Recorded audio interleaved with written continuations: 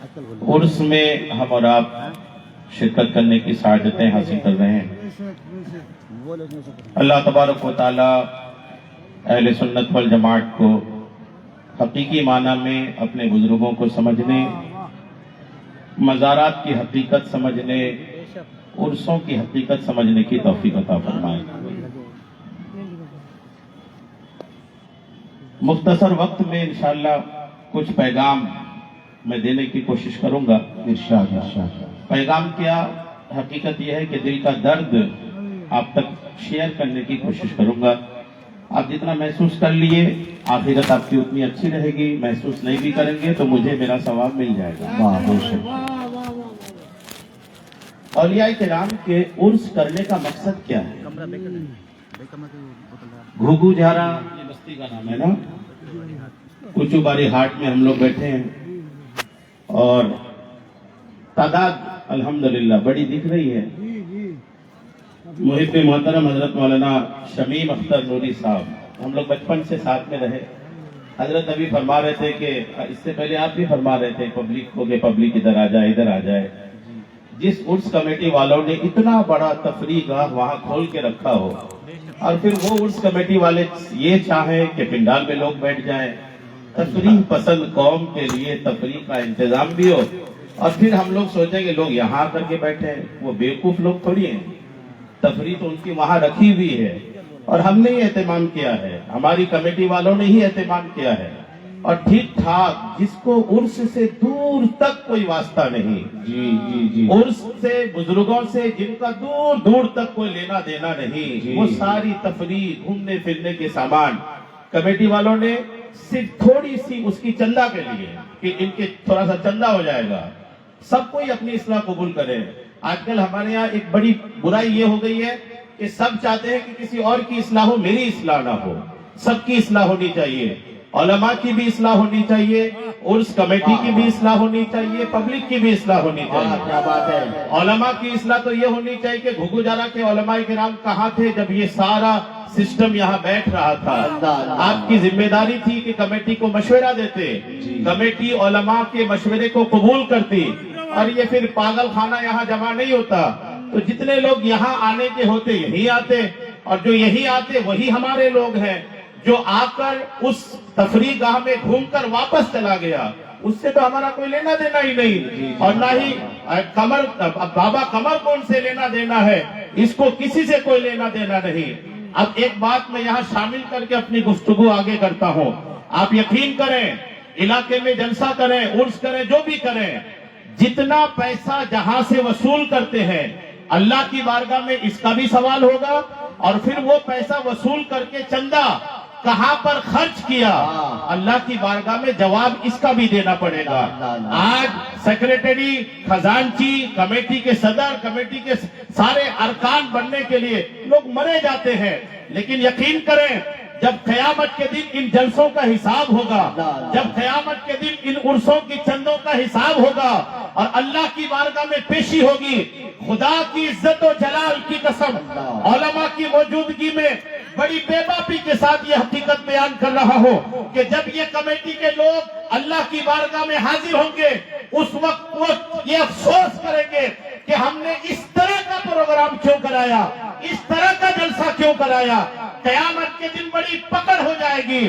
اس لیے میرے قوم کے لوگوں، جلسہ بھی کرو، عرس بھی کرو، لیکن علماء کے پوچھ کر کے، علماء سے مشورہ کر کے، شریعت کی روشنی میں، شریعت جو کہتی ہے ویسا کرو، ورنہ دنیا ابھی یہ چند دنوں کی دنیا یہ مزے لے کر تو آپ گزار لوگے، لیکن جیسے ہی آپ کی روح آپ کے بدن سے نکلے گی آپ یقین کرو بہت پچھتاؤ گے۔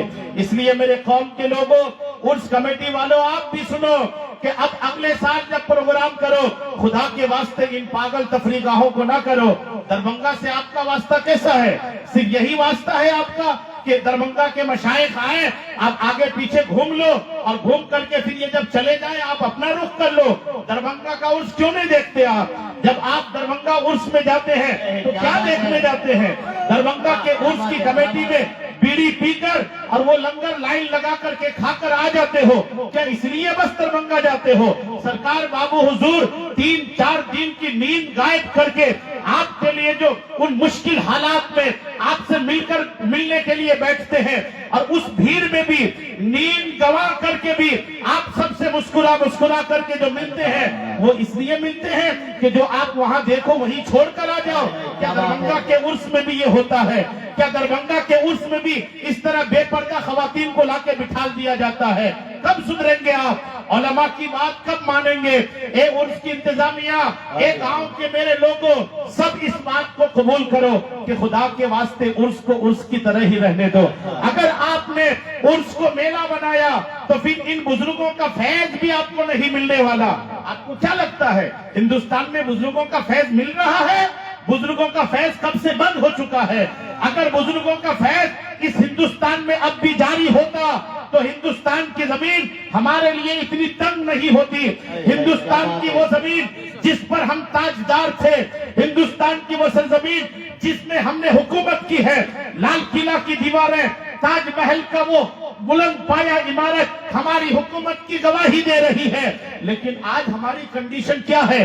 زمین ہمارے لیے دن بدن تنگ ہوتی جا رہی ہے. کیوں ہو رہی ہے؟ کیا بزرگوں کا فیض جاری ہے؟ بزرگان دین اپنے مزارات پر فیض کا دریا لے کر کے بیٹھے ہیں، لیکن ہم لینے والوں نے اپنی دامن تنگ کر کے رکھا ہے. ہمیں لینا نہیں آتا. ہم جب بزرگوں کی گستاخی کریں گے تو کیا ہمیں بزرگوں کا فیض ملے گا؟ جب بابا قمر الدین، بابا قمر صاحب یہاں آرام فرما ہو اور وہ دیکھیں کہ لوگ میرے انتقال کے نام پر اس طرح کا میلہ سجایا ہے، میرے انتقال کے نام پر کوئی سالی کو لایا ہے، کوئی خالہ کی بیٹی کو لایا ہوگا، کوئی پھپھی کی لڑکی کو لایا ہوگا اور لا کر کے گھما رہا ہے، اور آپ سوچیں کہ بابا قمر کا فیض مل رہا ہے. بھول جائیے، یہ خیالی پلاؤ سے زیادہ کچھ نہیں ہے. اگر آپ اپنے بزرگوں کا فیض چاہتے ہیں، اپنے بزرگوں کی برکتیں چاہتے ہیں تو خدا کے واسطے عرسوں کو عرسوں کی طرح کیجئے. اگر کسی کو برا لگے میری بات کا تو آپ جب یہ بریانی بٹے گی نا تو تھوڑی زیادہ کھا لیجئے گا، اس وقت زیادہ کھا لیجئے گا، لیکن برا لگے لیکن اصلاح کیجئے گا. کہاں اصلاح کریں؟ ہم دیکھ یہاں رہے ہیں تو کل میں مولانا انصار کی دکان میں بیٹھ کے اصلاح کروں گا. غلطی یہاں ہو رہی ہے. ہم علماء کی ذمہ داری ہے. علماء وارث انبیاء کس لیے ہے؟ صرف آپ کی دعوت کھانے کے لیے وارث انبیاء نہیں ہے. علماء کو انبیاء کی وراثت لوگوں سے ہاتھ چموانے کے لیے نہیں بلکہ بر وقت عوام کی اصلاح کے لیے وراثت انبیاء کی تاج ہمارے سروں پر ہے. اگر یہاں اصلاح نہیں ہوئی تو کہاں ہوگی؟ اور علماء سے میں یہ بات بھی بڑی بے باکی سے عرض کر دوں کہ اگر آپ نے اصلاح نہیں کیا تو کل قیامت کے دن یہی لوگ آپ کی دامن پکڑ لیں گے کہ ہم نے تو آپ کو مولانا کہا تھا، ہم نے تو آپ کو اسٹیج پر جگہ دیا تھا، ہم نے تو آپ کو مسجد کے مصلے پر بٹھایا تھا، بدلے میں آپ نے کیا کیا؟ ہماری غلطیوں کو پکڑا کیوں نہیں؟ ہماری بر وقت اصلاح کیوں نہیں کیا؟ جب یہ بات ہوگی تو آپ یقین کریں علماء اور اس طرح کی عوام کو ساتھ میں قیامت کے دن پھنستے ہوئے دیکھیں گے.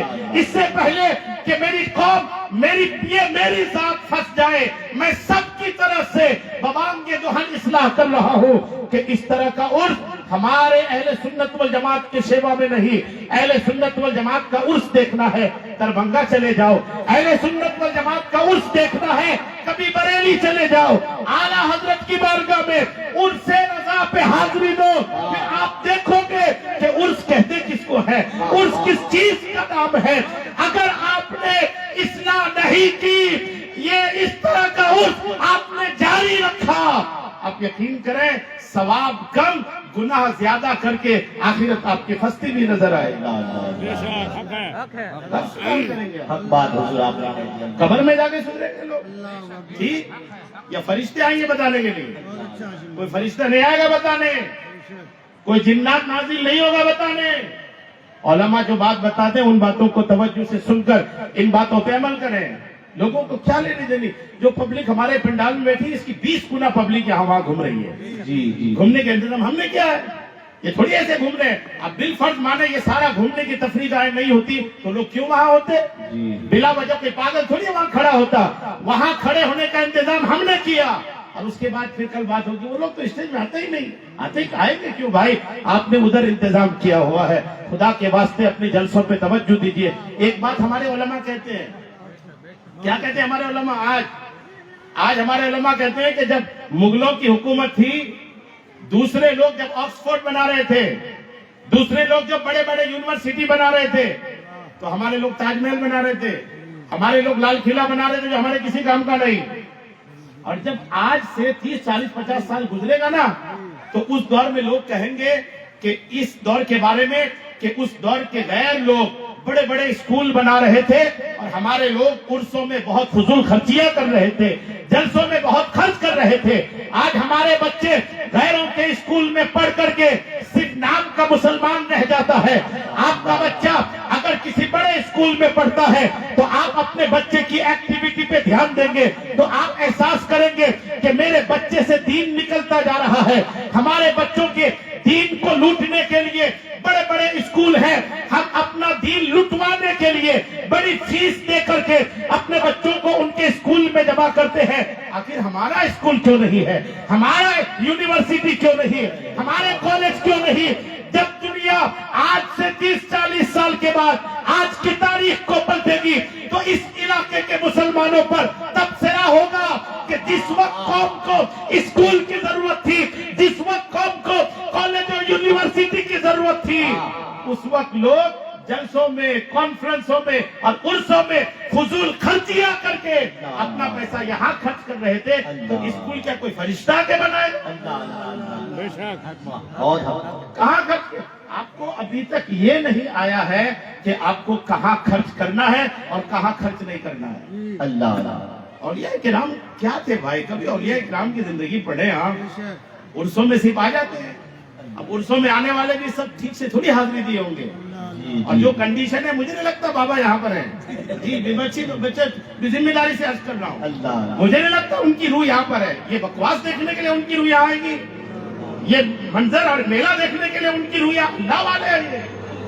اللہ والوں کا معاملہ بڑا سخت ہوتا ہے۔ اللہ والے کیسے ہوتے ہیں؟ سنیے چند منٹ میں۔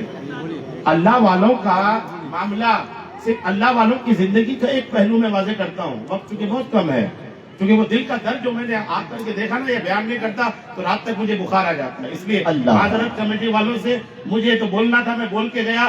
عمل کیجیے گا تو ساتھ میں ہم جنت میں جائیں گے، عمل نہیں کیجیے گا تو آپ کہیں ہم کہیں۔